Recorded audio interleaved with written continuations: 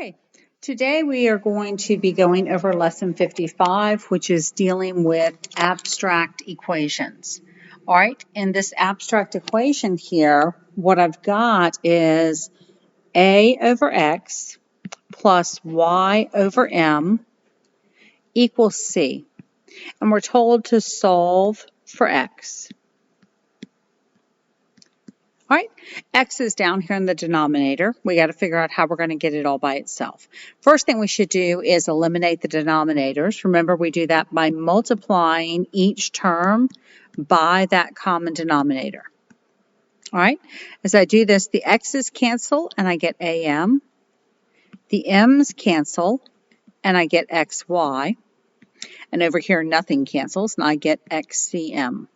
All right. Let's go ahead and move things to one side. We can go ahead and take this. So let's move this xy over here.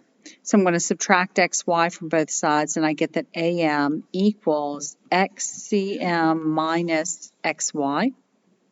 All right. Let's factor out an x. Still going to have my am. Factor the x out, and I get cm minus y over here. Okay, and then let's now divide both sides by this cm minus y, and I'm going to get that x equals am over cm minus y.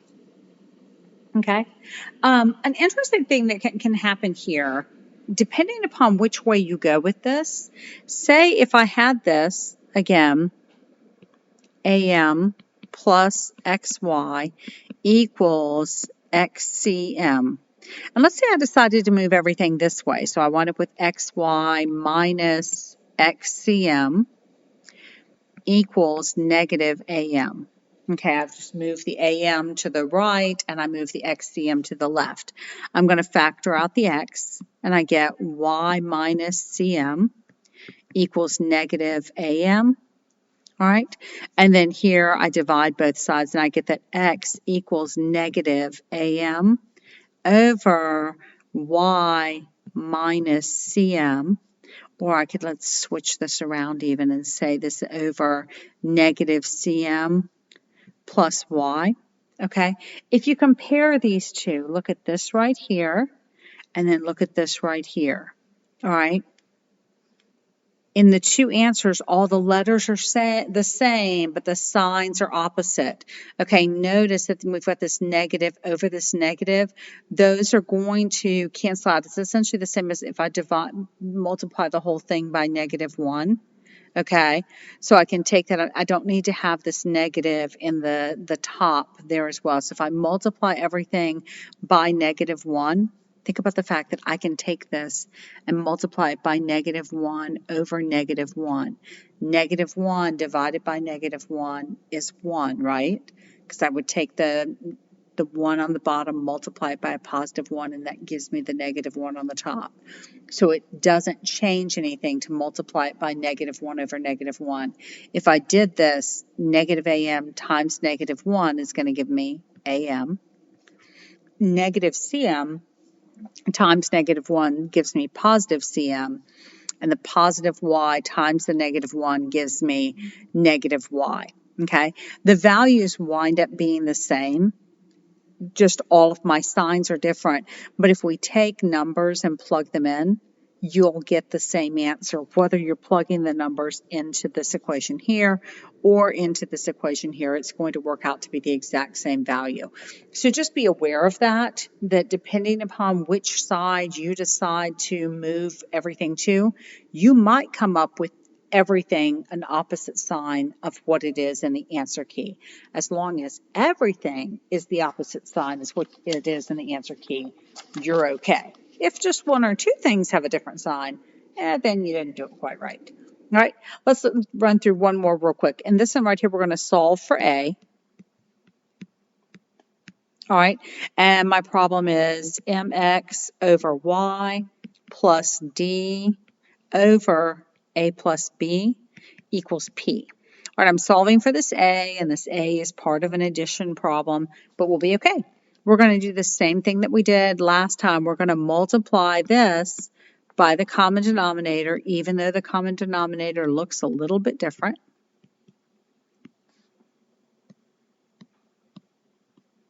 Okay, yeah. All right, so here my y's are going to cancel out, and so I'm going to get mx times a plus b. Here the a plus b is going to cancel out, so I'm just going to get dy. And here I'm going to multiply the p times the y times the a plus b. That should be a b, not a p. All right, now let's go ahead and distribute. So we're going to get amx plus bmx plus dy equals apy plus bpy. All right, let's move some stuff around so that we get the things with the A, the terms with the A, all on the same side. So we're going to subtract this APY from both sides, right? And then we're going to subtract these two from this side, and we'll subtract them from that side as well. So then we'll have over here AMX minus APY.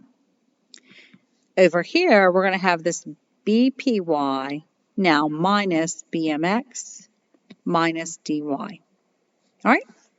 Okay, we've got an a in both of these terms, so let's go ahead and factor out that a.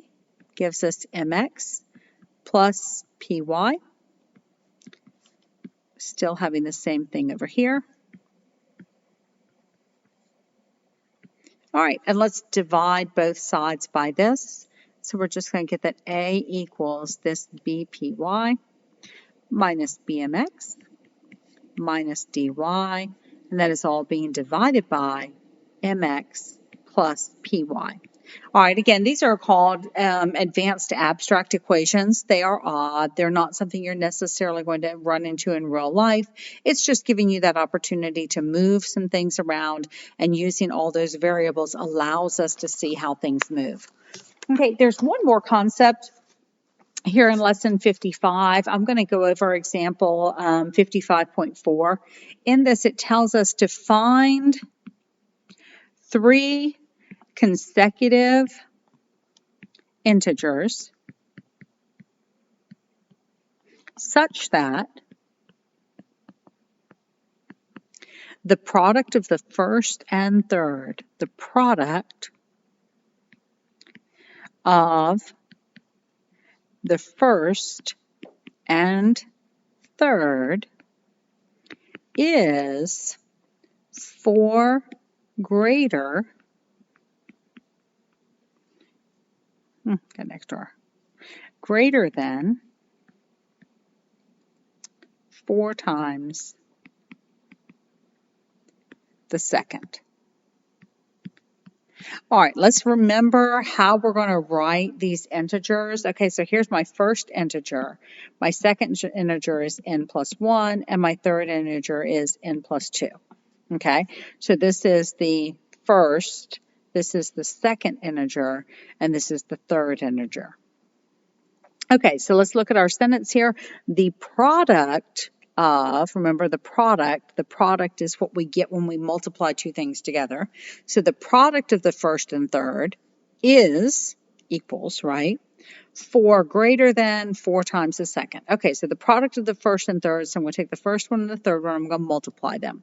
So n times n plus 2. All right, the product of the first and third is 4 greater than, so let's add 4 because this is 4 more than whatever's going to be over here, 4 times the second.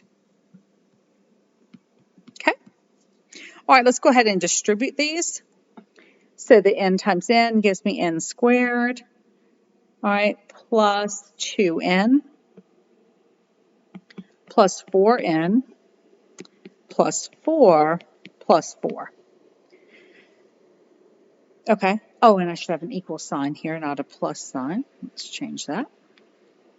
All right. So let's move some things around here, combine like items. Okay, I've got my n squared. Let's bring this 4 over here. is a negative 4. That positive 2n is going to give me negative 2n. Okay, here I have a positive 8. Let's go ahead and bring it over here as a negative 8 and set the whole thing equal to 0. So if I've got a trinomial set equal to 0, I know how to solve that by factoring, right? And if I can't factor, I could use, we could do the completing the square. So let's see if we can factor this, though. All right. The factors of 8 are 4 and 2. 4 and 2. My 2 right here in the middle needs to be negative, so let's make the 4 negative and the 2 positive. All right. What does this n have to be in order for this term to equal 0? Here n equals negative 2. This n needs to be a positive 4 in order for that to equal 0. Okay, so this is giving me two different values for n. All right, so here as I look at this, I'm going to have that n equals negative 2. So then n plus 1 equals negative 1, and n plus 2 equals 0, right? So I've wound up finding here that n is going to be negative 2. Well, n isn't going to be. My three integers are going to be negative 2, negative 1, and 0. But then also n equals 4.